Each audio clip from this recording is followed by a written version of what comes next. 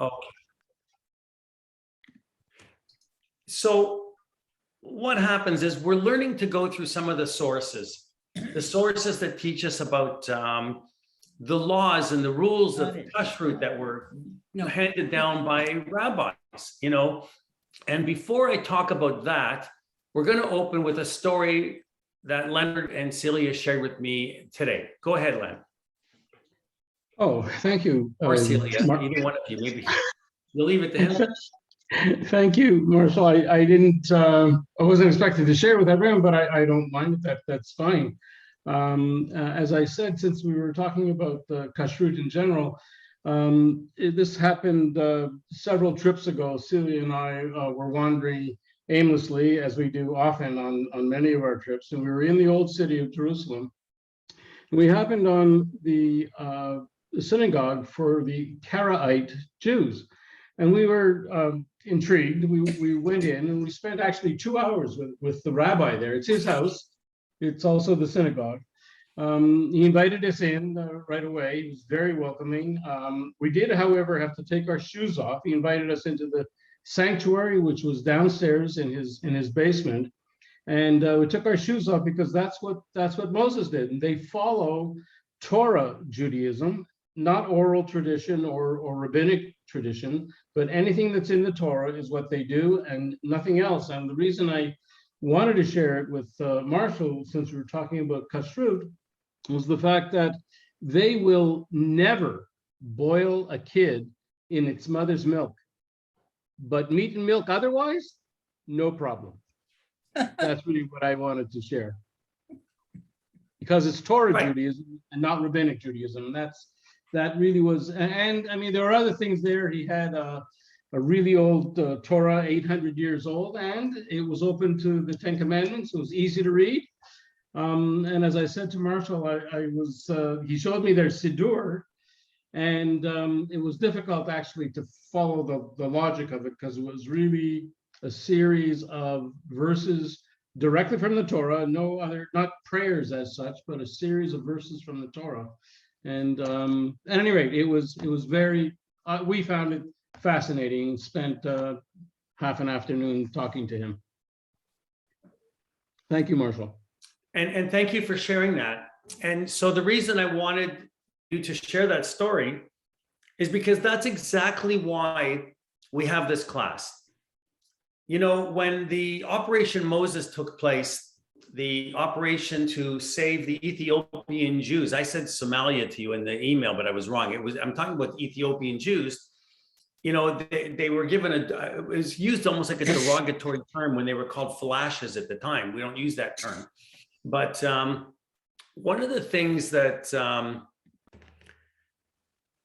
occurred was in the Frum community, in Israel, they were afraid, Chas v'shalom, our daughter should marry one of their sons, or that their daughter should marry one of the opposite, because they were more focused on being Torah observant Jews, not focused on what happened after the Beit HaMikdash was destroyed.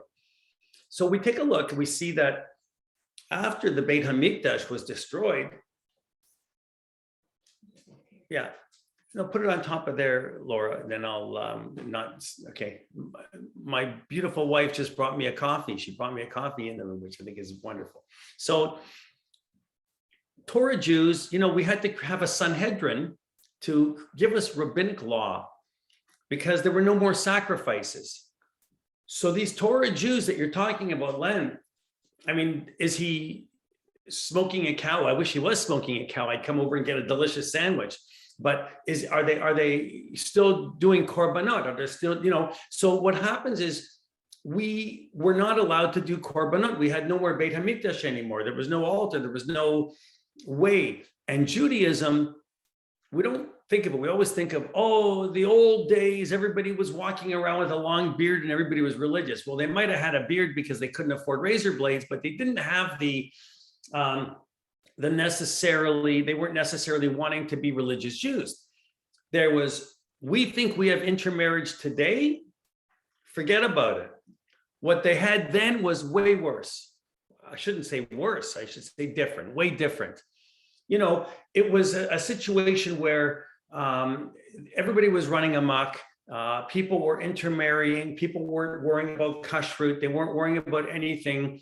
That's why Rabbi Yochanan ben Zakkai made a deal with the emperor of Rome and said, you know what? Go ahead, give us Bavel. We'll leave Yerushalayim. We're going to leave Yerushalayim, and we're going to start up our own. We'll figure it out, but don't kill us. Let us leave. So how did Rabbi Yochanan have such a relationship with the king of Rome, the emperor? He had a wonderful relationship with them where he said, you know what, why do I need to start up? They want to leave, let them leave. Good, goodbye. They're making my job easy. So they left and they started the Babylonian Talmud. That's how the Gemara started the Talmud, because the Rabbanim were sitting around and they were arguing. And if you look into the life of Rav Yochanan ben Zakkai, you'll see things in the Gemara about him. They're not such beautiful words. They're not such things, not the words that he said, but the words that were said about him. It was said about Rav Yochanan ben Zakkai that he was a big guy. They used the word in the Gemara, he was fat, big fat guy. That's, to me, is very insulting. And that's the way they talked about him. And they said that when he and another rabbi, it might have been Rav Abai, who stood together, people could walk between them, underneath them, because their stomachs would touch and create an arch. These are the things in the Gemara that the Rabbanim didn't want us to read and didn't want us to learn, because they said they're so insulting. They're not for the layperson to be reading and understanding.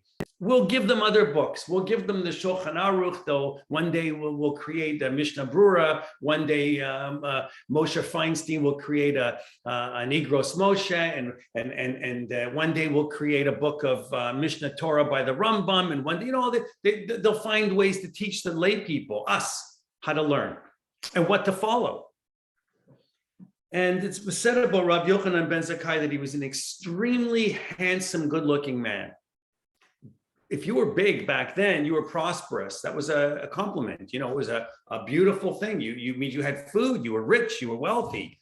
So he ate and he sat by the kotel in Yerushalayim, and women would come if they were feeling that they want to have children. They would come and they would look at Rav Yochanan ben Zakkai, and then they would feel very, what's the word, amorous, and they'd want to go home and be intimate with their husbands. After looking at him, he was so handsome that they would come home and they would have relations with their wife, and then they would have, hopefully, the image of beautiful children. That's what it said. And someone sent me a note here. Yochanan ben Zakkai said to the Romans, "Give me Yavna and its sages." That's correct. That would be my friend Yosef. Yosef is here, so he probably is sharing that with me. So it's true. So when we think about that, they developed a Sanhedrin and they compiled all of these laws. So if we were to follow the rules of just being Noahide not Jews, but Noahide followers, and only following let's say the Aseret HaDibrot, or by the way, if any of us were so good in our lifetimes that we only followed the Aseret HaDibrot, never mind 613 commandments, if those are already hard enough to follow, it's not so simple. Some of the mitzvot of the sources that the rabbis teach us when it comes to kashrut, they look deeply into the Torah. So everything that is a midrabanan has to find a way into the Torah so they can link it up. And sometimes Yosef corrected me and said the fat one sat outside the bathhouse so women could look at him. The bathhouse, that's right. But the bathhouses were not far from where the Beit HaMikdash was. So when we think of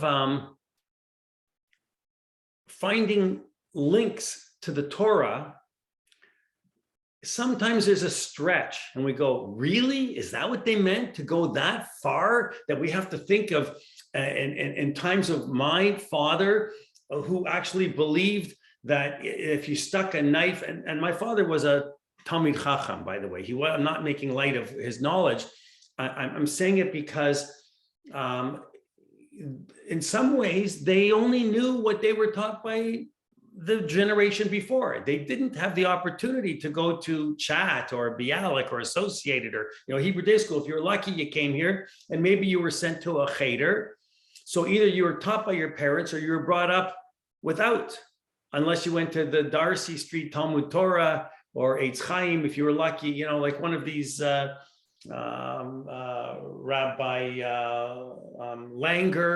Langer, I understand, was one of the Ravs who taught down in that area of Markham and Ulster, I think, in that area. I wasn't around then. In some ways, I wish I was, except I'd be a lot older, because I think I would have liked those times. It was a different times.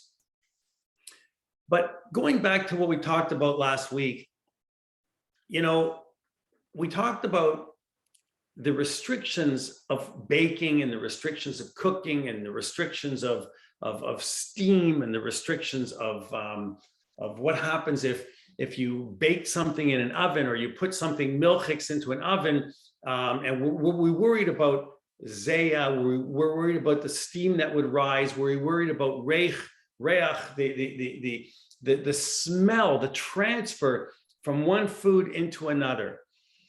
So Rav Moshe Feinstein would say, if you want to bake chocolate chip dairy cookies, he actually said this in one of his tshuvas, chocolate chip dairy cookies. He said it in Hebrew, but he said, after cooking meat in an oven, lechatchila, meaning to start with, he would say, it's fine. That's unbelievable, but that's in our time, because our ovens aren't little boxes anymore. They're not this big. Our ovens are big with walls. So think about what he's saying. If you want to bake milchik dairy chocolate chip cookies after you just finished baking a roast beef in your oven, without even saying I did it unintentionally, because one of the things that we talked about last week and the week before and the week is about what you do intentionally is different than what you do unintentionally. It's a big part of the rabbinic decisions that we have to wrap our head around, because we think, as we're taught by our rabbis growing up in our world, Rabbi Shaim, my Rabbi Kelman as I grew up, all the rabbis that I knew and had as my teachers, Rabbi Berglass at Shar Tefillah, I'm thinking about how they would give you the answer. You would ask a question to a rabbi. When you ask a question, can I bake chocolate chip cookies in the oven after I bake the roast beef? The rabbi would say, yes. And that would be it. So you went home and you did it. Why? Because it's like a yavesh food. Baking cookies is a dry food. It's not a wet, sloppy food. It's not like things are splashing around the oven. What's splashing from a chocolate chip cookie? What is coming down? It's not raining meat if you roasted it, covered it in an oven, and it's not going to rain meat down onto your chocolate chip cookies. Is there really going to be a transfer of taste? Is there really going to be steam from the oven coming down on your cookies? Maybe it'd be good. You'd have roast beef flavored chocolate chip cookies. I don't know. But the point is that Moshe Feinstein, he wrote a book. I wrote a book. He wrote a set of books called the Igrot Moshe. You'll hear it often referred to the Igros Moshe. And he also wrote in that tshuva that in the case of a broiler, where you have the top, the element on the top, and a broiler on top, the steam is burned up by the fire. Isn't that interesting? So what's he saying here? What does that mean? Because he's not going into great detail. He's just giving you, there's a position. Take that and smoke the position. In other words, they don't give us, when we go to Rabbi Shimon, we say, can I cut off the head of the chicken and give it the head to my child as a toy to play with on Shabbos? He'll say, no. Why? He'll say, well, you can't kill on Shabbos. He doesn't go into the details of Pesik Reisha and the story and the Gemara necessarily. They don't tell us this. So we have to learn to adapt, and the rabbis, the modern poskim today, adapt to modern appliances, even though they don't want to often, but they have to learn it. Like in the case of a dishwasher that we talked about last week, because maybe everybody doesn't know this. I know this. When you turn on an oven in your house and you put it on to, what's the baking temperature? Everybody uses 350, maybe 375 for cookies because you want them more crispy, but generally speaking, between 350 and 375, right? Well, let me ask you this. You're going to bake chocolate chip cookies. When you put them in the oven, do you turn the oven on from 0 or push the buttons to go to 350 and put your cookies in right away? Why? Faye, tell us why you don't put them in right away. Because you have to preheat the oven. It's got to reach that temperature before you can bake the cookies. Right. So now we're into technology. So you have to preheat the oven, because what happens if you put them in right at the beginning and it's not preheated? Faye, what happens to the cookies? They won't turn out what you want. They won't be baked in the time that you would normally do them. And I don't know, they wouldn't taste very crispy. They wouldn't be good. I don't know. You're looking for something I don't know the answer to. So I'm going to tell you, when you turn on an oven, the first thing that happens is both the top element and the bottom element come on to preheat the oven. The broiler element comes on because the broiler element has to help. If you waited for just the bottom element to reach 350 for the top, your oven would take 20 minutes to heat up. We want them heated up in 3 minutes. I need cookies in 20 minutes. I want to have takes 11 minutes to bake cookies at 375. So I want cookies. So you turn it on to 350. I always go like this, like a dial, but who has a dial today? Everybody's pushing buttons. You punch in 350. You ever use this expression? You know what the phone number is? Dial the number. Who dials the number today? Brr, brr, Melrose 32063. You don't hear those expressions anymore. So when you put on the oven, the top broiler element comes on, and the broiler element helps the bake element, that's why they call it the bake element at the bottom, come on together. The temperature reaches 350, and the broil element cycles off. Once it's 350, the broil top element cycles off, and only the bake element stays on. You know why? Because your cookies would burn if your broil element stayed on. They would burn, and you'd have burnt cookies. You'd have more than crispy. So what happens is the broil element, when you have it for 350, goes off because the temperature is reached in the oven. And guess what? The broil element never comes back on during your baking process. Only the bottom element cycles on. So it goes 350, the bake element goes off. Then it intermittently comes back on. If it drops to 348 or whatever it is, and then it comes back on. When it goes to 350, it cycles off and on, cycles off and on. They're called infinite heat switches. Infinite heat switches. So these infinite heat switches that cycle the top broiler off has burnt it's burnt any elements or anything that's by the top element off. And that's what Moshe Feinstein was really saying in that tshuva. And I find it interesting because they didn't even know about it. Believe me, Moshe Feinstein had more important things to do than to read his Kenmore, what do you call it? The manual, or the oven manual. Maybe he asked his wife, Mrs. Feinstein told him this is how it works, because she probably knew better than him. Whenever I had a Kashrut question, I never went to Rabbi Kelman. I went to Mrs. Kelman, because Mrs. Kelman, I'm saying this, Zichrono Livracha, Mrs. Kelman, Rebbetzin Kelman knew more about Kashrut than Rabbi Kelman did in many ways. Maybe not halachically according to the sources, but when it came to the bottom answer, which is I wanted to know, is Sinai 48 hot dogs at that time kosher from Costco? The answer was she could say, yes, they are, because I checked it out in Chicago, and the rabbi is an Orthodox rabbi, and you can buy them, but you can't eat the ones that are being broiled in Costco because the machinery is not kosher. But you can buy the hot. Today, we don't have Sinai 48 anymore. They don't exist, right? But not in Canada. But back in those days, I remember I would go to her for different questions of kashrut. She had the answers. So to understand technology, whether there's bishul, whether there's cooking at the bottom of the dishwasher, or whether the broiler element is on and burns everything off, what Moshe Feinstein had understood from whoever told him this was that, oh, the broiler comes on. Ovens are so big today. They're almost 30 inches wide. Nothing will happen if I put cookies in the oven. But still, there are people that are going to be more strict.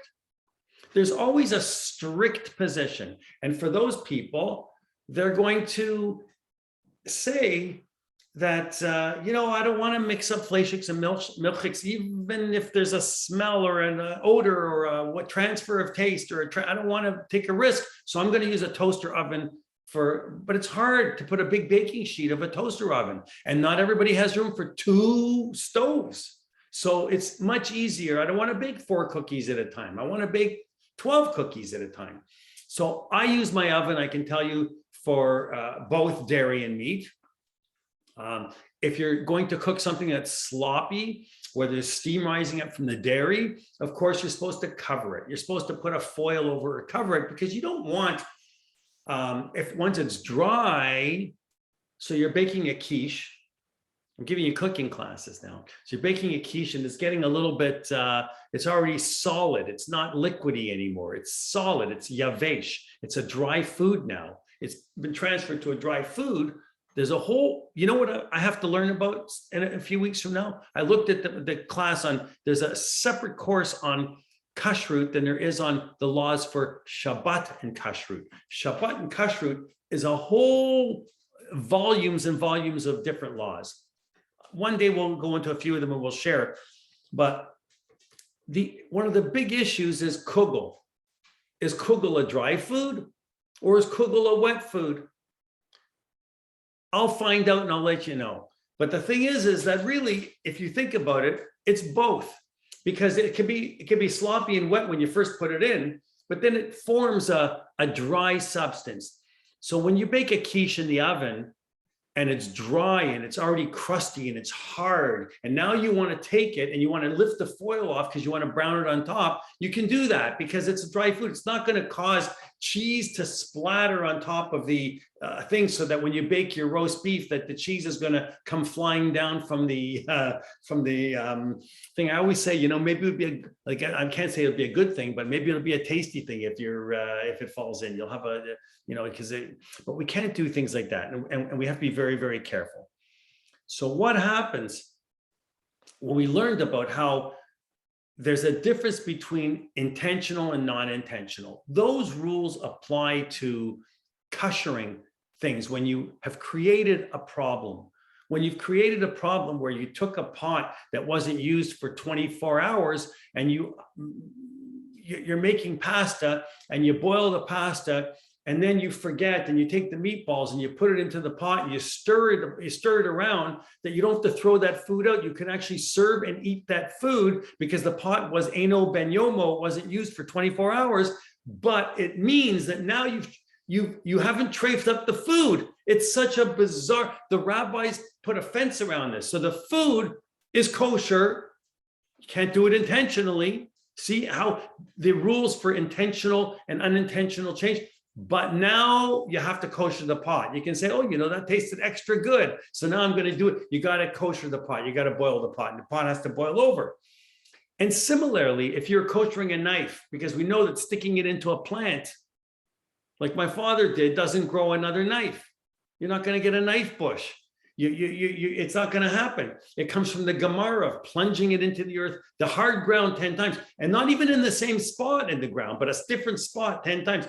Nobody, if I'm telling you, if the police saw me sticking a knife into the ground 10 times into a different spot, they'd arrest me. And you're not doing it anyway. But when you dip it into a pot of water, can you just dip it into this much boiling water? No, you have to dip it into a big pot of water that is 60 times the volume of the blade of the knife. And that's one of the ways that the laws of Batul Vashishim 1/60th applies. So do you remember how we said you're walking with the coffee cup and you accidentally drop a milk into your big pot, this big of chicken soup, and you gewalt, it was an accident. You don't have to throw the chicken soup out. You can eat the chicken soup. You can't intentionally add. But now what? So you don't have to kosher the pot because there was batul vashishim. And similarly, when you're doing hagalah, when you're koshering a knife with boiling water, you take the knife and you have to dip it into at least 60 times the volume of water. So it's not hard to get 60 times volumes of water. 60 times the edge of a knife is not, or the blade of a knife is not that much. So we talked about that. And then we talked a little bit about the issue of what we do in case of microwave ovens. And I said to you, and I had this whole conversation, I know Joseph is here, and I'll share, we had a discussion last year before Pesach. It must have been an hour discussion, because nothing with Joseph, he's here, I can say this is 5 minutes. When we have a talk, it's a good talk, but it's at least an hour.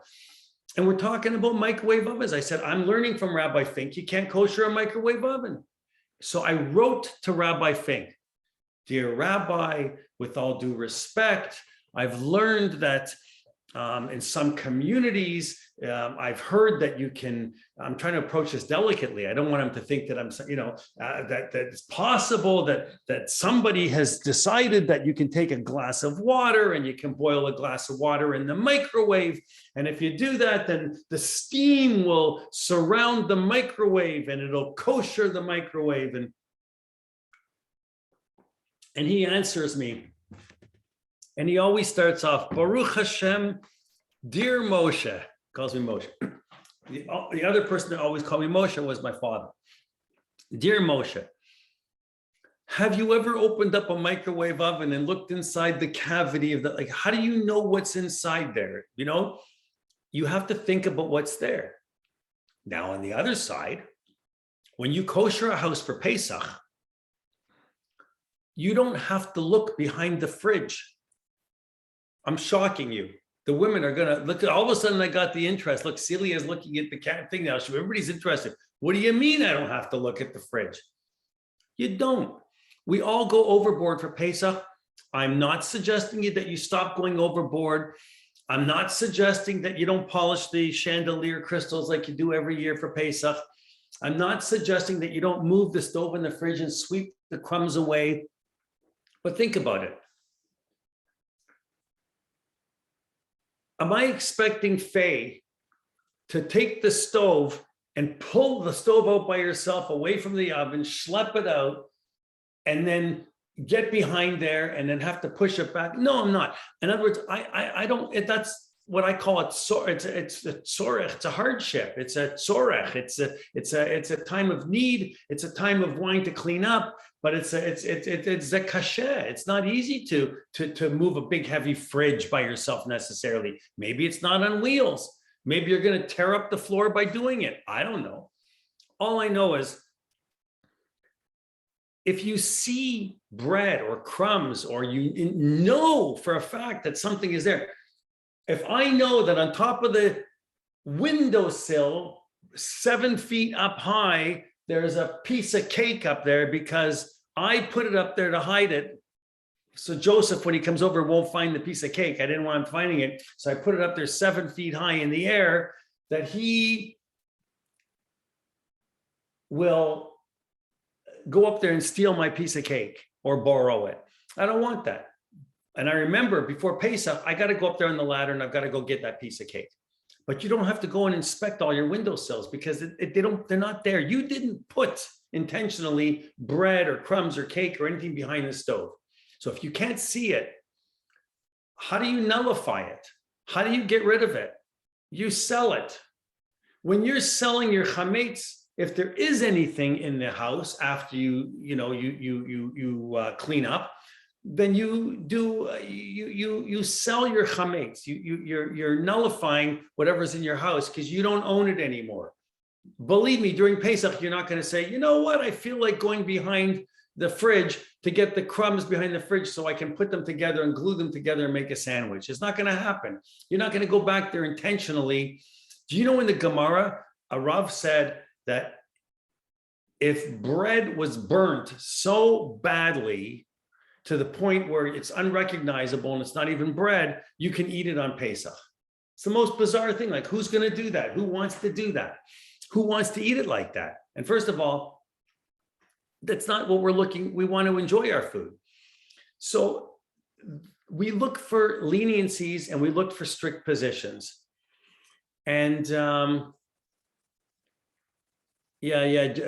message here. It says, even after a while, your dog won't eat the stale cake. You know what? I have to tell you, even though Moshe Feinstein said it's a Michigan, a hund that would eat a pill, like an aspirin or a thing in Pesach. I have to tell you, my dog, that I had before Barney, would have eaten anything. Stale cake, a pill, a Band-Aid, didn't matter what it was, he was going down. So I can't always trust what the rabbis say about a dog. But when it comes to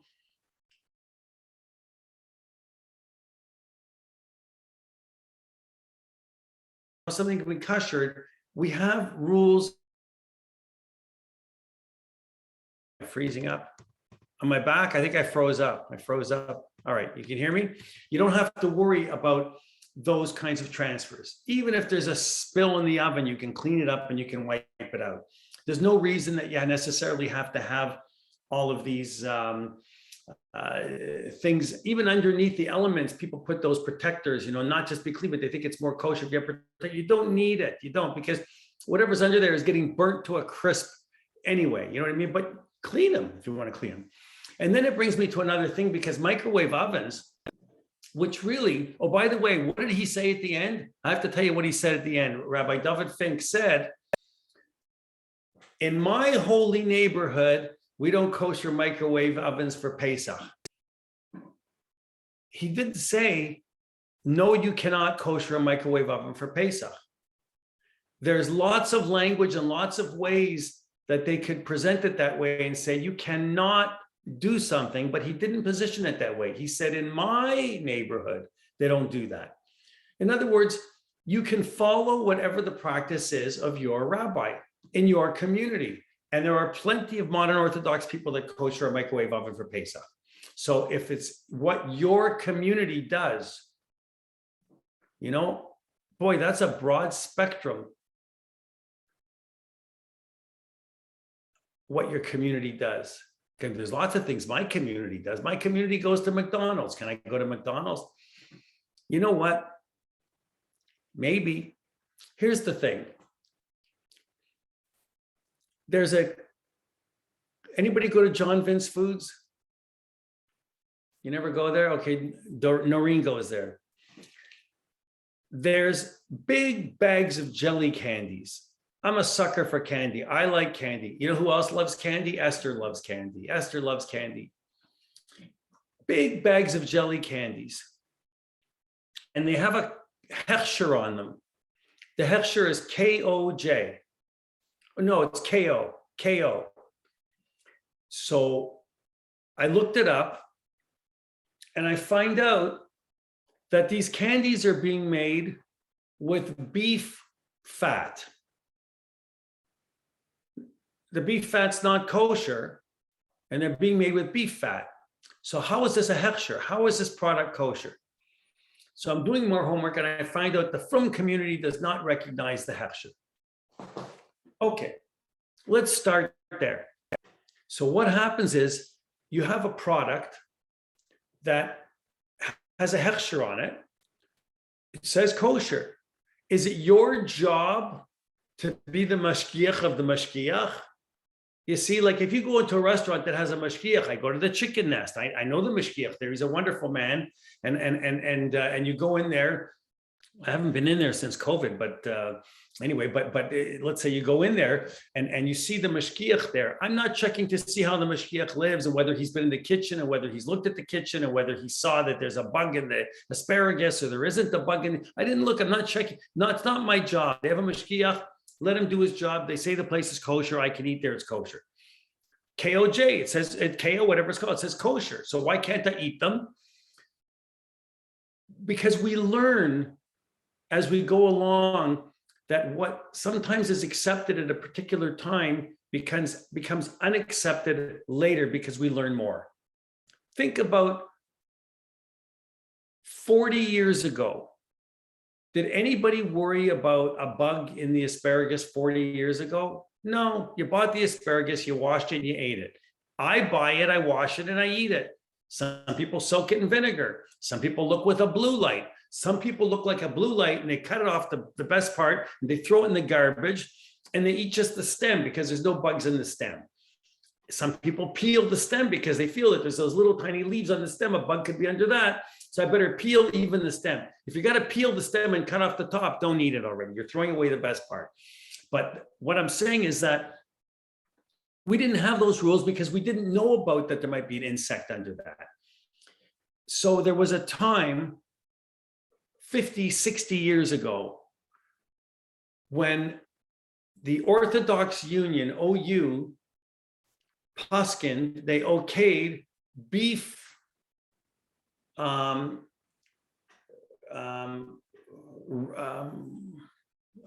thinking of rennet?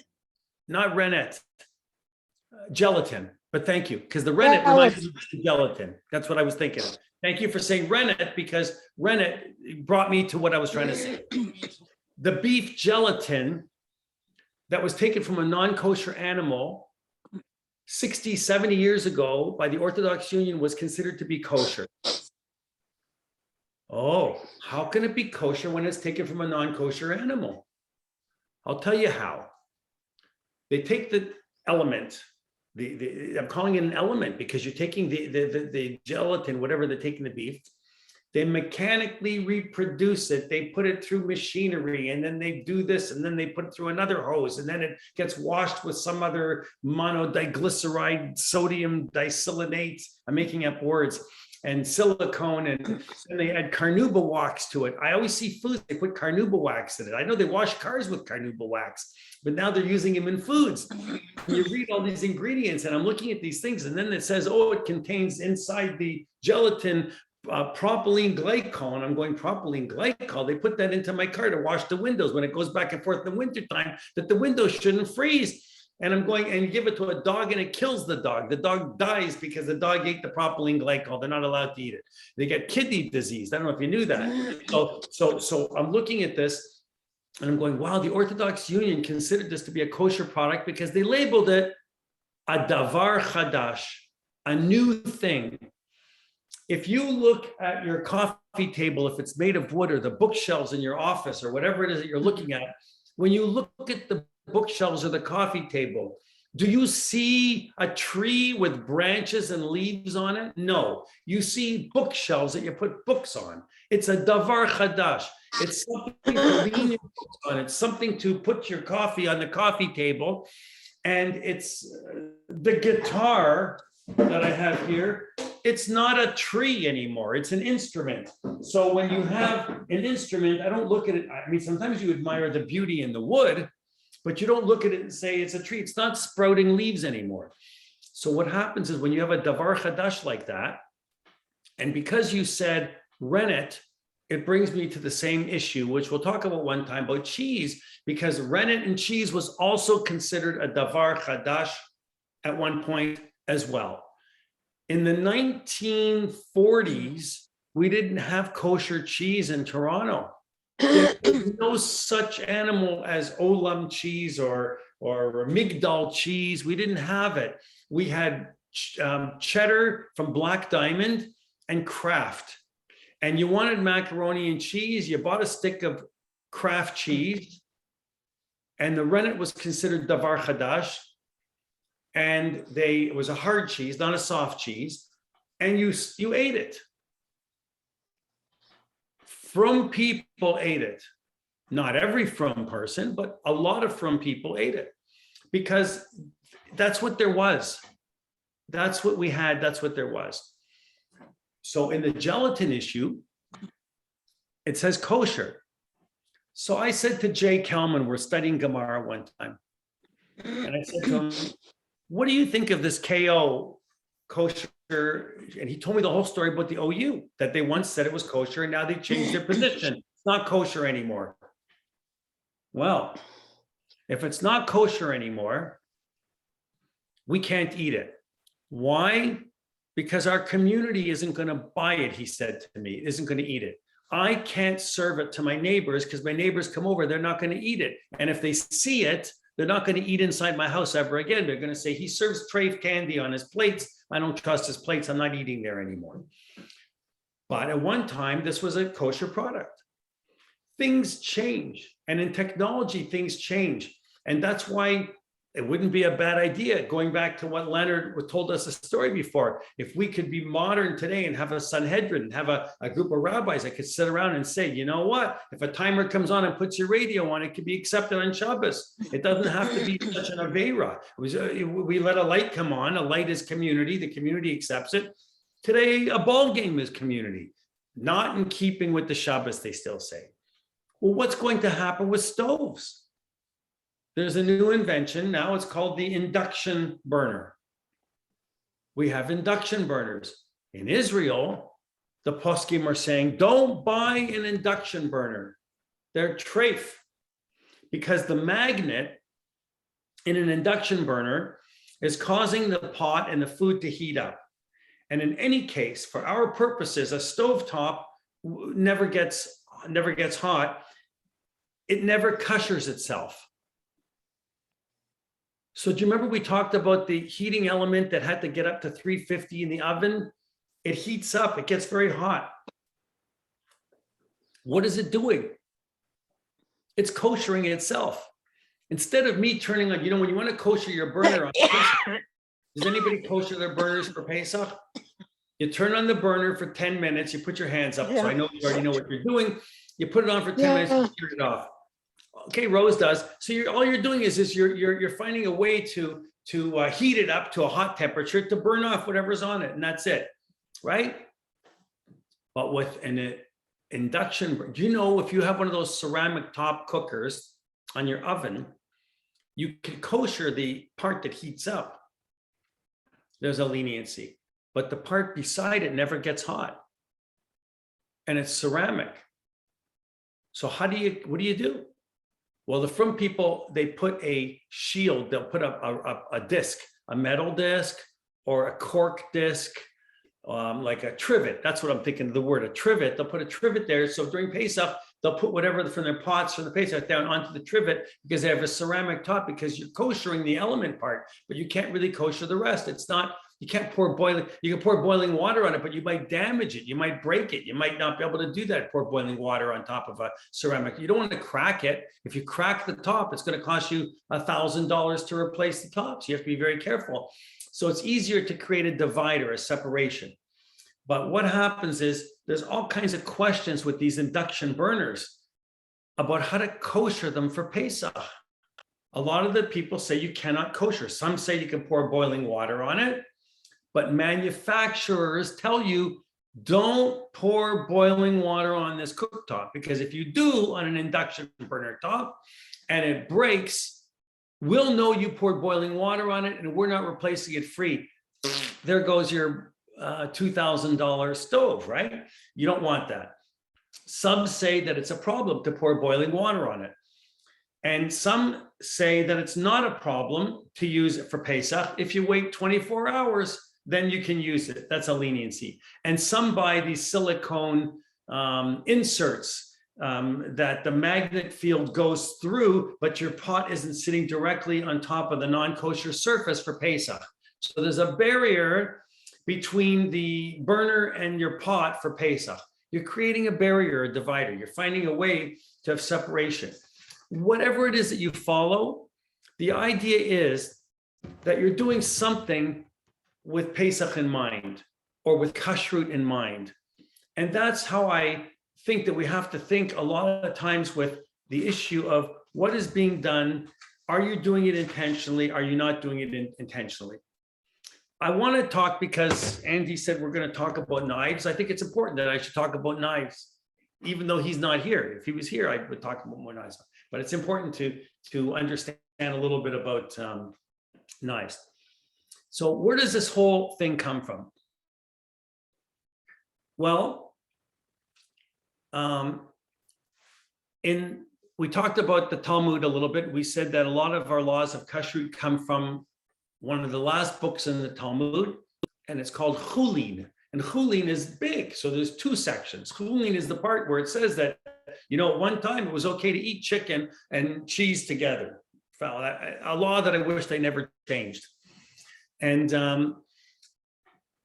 in Chulin, and you can look it up, it's in Kaf Yud Aleph. Kaf meaning the page, Kaf Yud, on the first page, because on every page in the Talmud, you have an Aleph and you have a Beit. So if you hear a page being called like Kaf Aleph Amud Beit, means the second column, the second page. If it says Aleph, means the first page, obviously, right? It says you can cut a radish with a fleshik knife. And the Gemara says, but you can't eat it with kutach. Have you ever heard the word kutach? If I come to your house and say, can you serve me some kutach? You'd say, I don't know what he's talking about. So kutach is referring to something that they had in the time of the Gemara that we don't have today necessarily, but I don't know, let's call it cottage cheese and sour cream. A real cheesy doesn't get any more milchiks than that. If you have cottage cheese and sour cream together, that's as sloppy and dairy as you can get, right? So you cut the radish with a meat knife and you go, I'll cut the radish with a meat knife. I want to slice the radish and I want to put it in the sour cream and cottage cheese. I like radish in my sour cream and cottage cheese and onions and all kinds of peppers and all kinds. I like to chop it up, and it's a Jewish food, right? Well, you can't do it because it says of its sharpness. What do you mean it's sharpness? Do you want the knife to be sharp? No, it's not the knife. They're talking about the sharpness of the food, of the radish. It absorbs, it says. What do you mean it absorbs? If I take a knife, what were knives made of back in the old days? Iron, I guess, or whatever. They didn't have stainless steel in the 1600s or in the 1500s. But today we have stainless steel. Keep that in mind. Because today, we probably, if the Sanhedrin were around today, maybe they'd say, with a stainless steel knife that's certified, because you can wash it. Doesn't matter. The laws that were then hold today, and they haven't changed. If you cut an onion or a radish with a meat knife, you can't take that radish and serve it inside the dairy food because of the sharpness of the food. But what about a cucumber in the same situation? You didn't do it intentionally, but you took a meat knife and you cut a cucumber up, and you cut a cucumber. It says that vegetable, it's an ordinary cucumber. Just scrape off a little piece of it that you cut with that knife, and then you can go on and use the rest of the cucumber. Oh, so you can take what's called a klipa. A klipa is a slice off of the cucumber and go ahead and use the cucumber. But once you cut a radish, a radish isn't very big. Let's talk about a big radish. You know the big white radishes? Anybody ever buy those? I don't even know what they're called. I call them a radish, but they're like a radish, the big white ones. You can buy them like, I don't know, it depends what store. I'm running out of room in the Zoom box, but if it goes, they're long. Daikon is what they're called. Daikon. What are they called? Daikon. They're very cheap. Daikon. Yeah, they're cheap and they're crunchy and they're delicious. I think the Chinese use them in they use them in cooking. I use them. I'm not even Chinese. Yeah. So I think that if you cut up that radish, what they're really saying is you're not supposed to cut the next section off with the parve knife and continue to use the radish.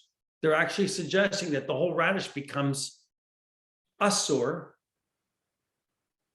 A radish is normally a red one, the little thing like this. So you're not going to worry about the radish that you cut up with a fleshik knife, because you'll use it and throw it out, whatever it is, you don't care. You'll take a new radish. But it's talking about, what if the onion is not a little yellow onion like this? It's a big Givaldic onion like this. It's one of those big onions. And you cut the onion with the fleshik knife.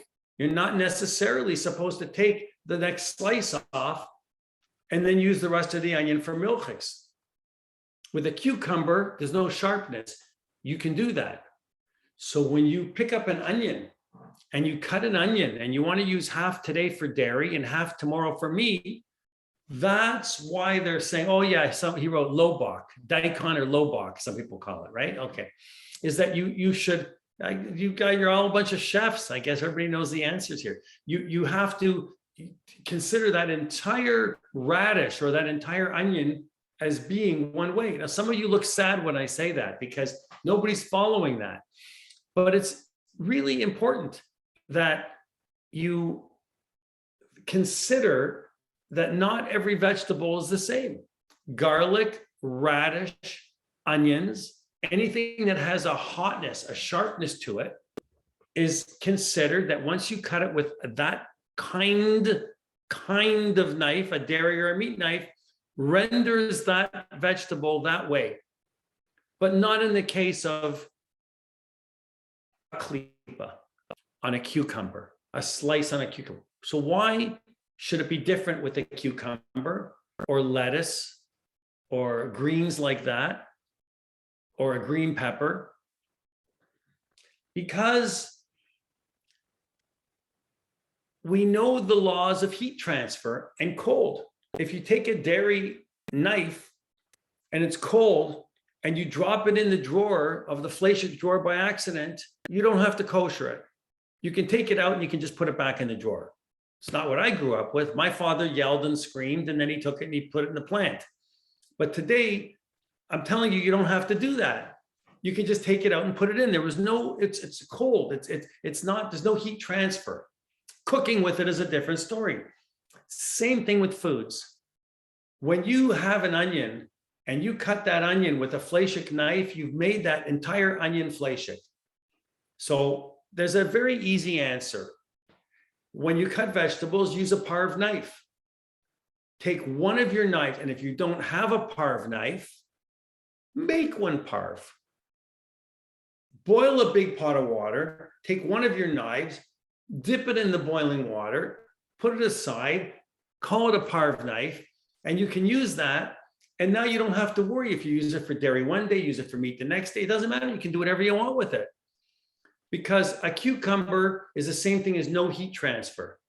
So you can take a slice. Remember we said that if you came home from the store and your bologna was sitting on top of your cheese, and I said it's sitting there right together in the same package, you could take the bologna and you can wash it off with cold water and you can eat it. And everybody looked at me like he's out of his mind. He's crazy. You're gonna sit, who's gonna first of all do that? Nobody. But according to our teachings, you can do that. You can actually do that. So we learn something about the knife, and we learn about how the custom is, according to the Shulchan Aruch, is to have two knives, generally speaking, a milchik knife and a fleshik knife, right? You have two knives in your drawer. If you're going to cut roast beef, you're not using the same knife to cut a block of cheese with. You might have a knife in one drawer that you use for cutting your bologna, and then you have another knife that you use to cut your block of cheese with, right? Okay. So the Shulchan Aruch says in the Ramah says, who's the Ramah? Anybody know? We have there's in the industry, you have the Mechaber. So you have Rav Yosef Karo wrote the Shulchan Aruch, right? Rav Yosef Karo, he's known as the Mechaber, and Joseph got it right. Rav Moshe Isserles. So Rav Moshe Isserles wrote commentaries on the Shulchan Aruch, and he wrote the Ashkenazi position, which a lot of us follow. I'd like to follow the Sephardic position sometimes more because I like their positions. They have some leniencies on glass and all kinds of different things that we don't have. But we're not supposed to pick and choose an answer from which rabbi. So supposing we follow the Ashkenazi source, the Ramah says that if you mark the knife, you take some nail polish and you put a red mark on the fleshik knife, and every time you pick that knife up, oh, there's a red mark, it's a fleshik knife. In other words, the two knives, even though they're kept in different drawers, are not supposed to have so you're not supposed to buy two Henkel knives or two Global knives or two Wusthof knives that are exactly the same model, with exactly the same handle, with exactly the same blade. They can't both be the model 280-3. They shouldn't be both a 280-3. I made that up. But what if they are? I like the 280-3. You only use the 280. You have to make a shinui. You have to do something different to that knife. Make a red dot on it. Make a green dot on it. Make two dots. Make a red dot on the fleshik knife and a blue one on the milchik knife. And everything that's labeled blue, is dairy. But as long as you know the difference and you go, oh, the green one, if they're different colors, is for this and the red one is for that, that's okay. As long as they're a little bit different. And the Shulchan Aruch says, the Ramah says that we know that people have different knives. They might have two knives, one for dairy and meat. So people that usually they mark, he says, the dairy knife. They put a mark on the dairy knife. And we shouldn't change a custom of the Jew. Even though you can plunge the knife into the hard ground between uses, the custom is not to rely upon that. Well, that's very big. The last sentence that he says is the custom is not to rely upon that. Well, once our rabbi tells us the custom is not to rely upon that, we can't really do that anymore. So there goes the whole narishkeit with taking the knife and putting it in the plant. There goes the whole narishkeit with going into the woods and cutting your vorsht on a camping trip and then plunging it into the ground and then using it to cut your cottage cheese with. There goes a leniency out the window unless there's great tzorech, unless there's great need. You're in the middle of Killarney in the woods and you're camping, you have one knife and it's the only knife you have and you don't know what to do and you have to eat and you need to have peanut butter and so have a fleshik peanut butter sandwich. But if you're not doing that and you want to use it because you have to slice cheese with it, at least wait a day, even though a knife is up, at least wait a day and then take it and plunge it into the ground 10 separate times. But normally we don't do that. Bring the cheese already sliced. Yeah, but I couldn't do that. They only sold kosher cheese at this store in a block. So we're going to listen to an opinion here, but on something called a Jew buys a knife from a non-Jew, and this is in the Shulchan Aruch, written by the Mechaber. So when you hear the word Mechaber, you can think right away, Rav Yosef Karo. This is the Rav who wrote the Shulchan Aruch. We call him the Shulchan Aruch too. A used knife. I'm going to close it up with this because I'll talk all day. A used knife, which you purchased, you bought from a non-Jew, and you want to use this knife with cold food. Then if the knife doesn't have any serrations on it, it's not serrated, it's not the one with the scalloped edge, he says you can kosher it by plunging it 10 times into the hard ground. And every plunging has to be in hard ground, not the same place twice. Well, we go forward and we see that he says that there's an argument to what he's saying. I mean, he says even to cut sharp food like a radish, it's okay to stick it in the ground and then go ahead and cut your onion and your radish. Well, that saves me money then. I don't have to buy 2 knives and put a mark on it. I'll just have 1 knife and I'll cut the onion. I'll run out into the backyard and plunge it in the ground 10 times, and I'll come back in and I can do whatever I want. Then I'll run outside in the backyard, plunge it, but it saves. I only have to have 1 knife. I'll just run back and forth to the yard. So the Ramah says, if you use a knife regularly on an everyday basis, it shouldn't be worse than any other item that you use to kasher it in boiling water. So even if it's being used for cold, he says, that's the opinion of Rav Isserlis explaining the words of in his Isser V'Heter book. So he's saying that, all right, you did something and you cut meat intentionally. You can take that knife and you can kosher it immediately in boiling water, bato vashish, make it 60 times the volume, take it out, and then you can cut your unsliced cheese that I couldn't buy at the store because they didn't sell it, Esther. And then I come back again and I can put it in boiling water. And you could do this all day long. Just keep boiling water and you could have 1 knife. It's easier today to have 2 knives or 3 knives, right? So I just wanted to talk about that, the differences between a davar charif meaning a hot food and a non-hot food, and the differences of what we can do and the things that we can do in our own kitchens in the case that something like that happens. So where does all of these things come from with the issues of the hot knife and the sources of the Gemara and these issues with removing a klipa and taking a part away? Well, one of the things that they argued and discussed was shechting. Next week, I'll have show and tell. I'll bring up the knife. I have a chalaf. You know what a chalaf is? Anybody know what a chalaf is? Nobody would know what a chalaf is. I'll show you. I have a small chalaf. It's a knife this big. That's all. And that knife was my Zadie's chicken chalaf. He was a shoichet in Hamilton, Ontario. And I don't have his big chalaf. Now, a chalaf, if it's made by a company called Miller, and it says Miller on it, they're worth at least $1,000 to $2,000 for this little tiny knife.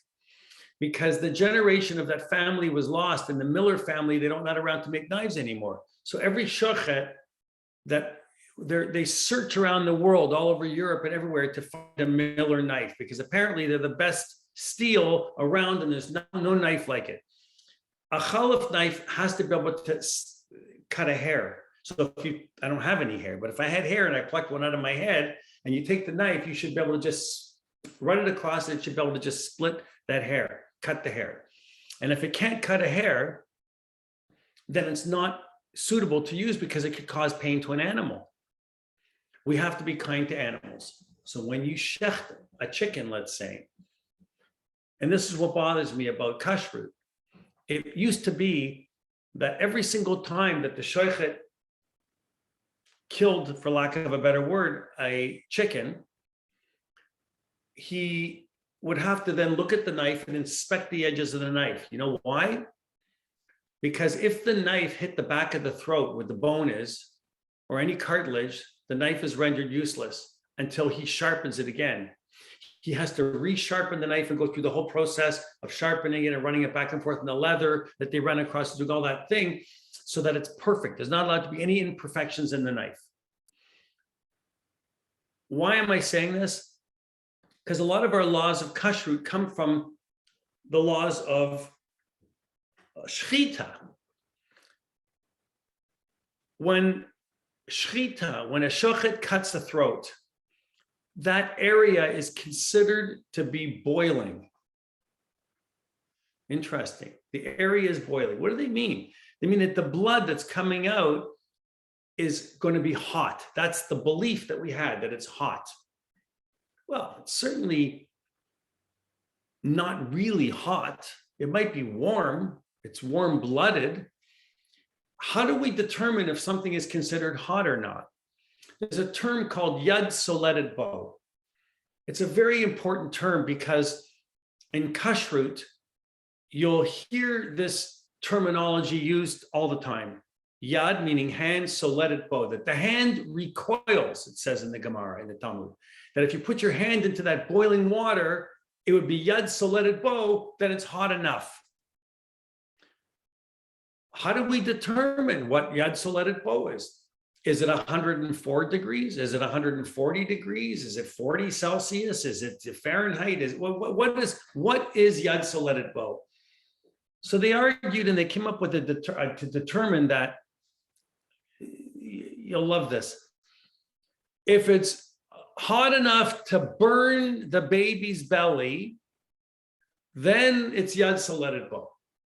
So what are you suggesting? We take boiling water and pour it on the baby's belly and burn the baby? Nobody's burning the baby's stomach. Don't worry. There were no babies burned in this class. I can promise you. There were no. They always say there was disclosure in the thing. No animals were hurt during this movie. There were no babies' bellies that were burned. But that is how they determined what yad soledet bo would be. So there becomes more of a machloket in determining and how hot something is. So they had to create a leniency when it comes to the knives, and we always go by 60 times of the volume to kosher something. And the water has to be yad soledet bo. The water has to be hot enough that if you were to stick your hand in, and don't do this, don't test it by putting your hand in the water, at least just look if it's boiling, it's hot enough, or if you use a thermometer. But if your hand was to recoil, then the water is hot enough to kosher the knife, just to put it in, okay? So what terms did we learn today? We learned a term called ne'itza. Ne'itza is to plunge a knife into the ground 10 times, fresh ground, something you're never going to do, but you'll hear it used, ne'itza, as a term when they're talking about kashrut. You heard the term klipa, means to take a slice off of something. If you cut it with a knife and you want to use it for a different kind of food, cut a little thin slice off, and away you go, you can use it. You can't do it with onion, garlic, or hot peppers, or hot foods like that. You must use something that is neutral. I don't know what else did we learn. We learned that, I'll tell you, the answer is koshering something is always better to do it and be safe than sorry, if you care enough. And soap and water goes a long way, right? So I'll stop there because there's so much more I could talk about shuman and the fatty things that can be left behind in grease and all these things. But the bottom line is that we know that if something is eno ben yomo when it comes to a pot, if it hasn't been used in 24 hours, you can kosher it. If a knife gets used for the wrong purpose, you can kosher it. You don't have to be afraid. Don't do things intentionally, but if things happen by accident, don't worry that your whole kitchen is treif. And if you have any questions, send me a note and I'll research it and get you the answers and the sources for it. I think I like to always finish with a song. Do we have time for one song quick, or should we just hang up and go? It's up to you. Go. Sing a Song, song, please. sing a song. Song, please. All right, Sing we'll a give it a quick song. song. For those of you that don't want to hear it, you can go and hang up on me. I won't be upset. But we're gonna continue next week with a little bit more.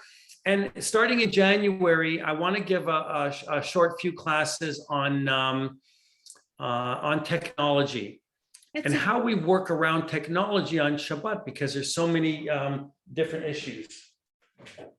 So here's a fast song, which you all know. It's one of my all-time favorite Israeli songs, and it was the lyrics are written by Rav Nachman of Bratslav. So I think it's a beautiful song. Kol haolam kulo gesher tsar me'od, gesher tsar me'od, gesher tsar me'od. Kol haolam kulo gesher tsar me'od, gesher der Tsar me'od. והעיקר לא לפחד כלל, והעיקר לא לפחד כלל,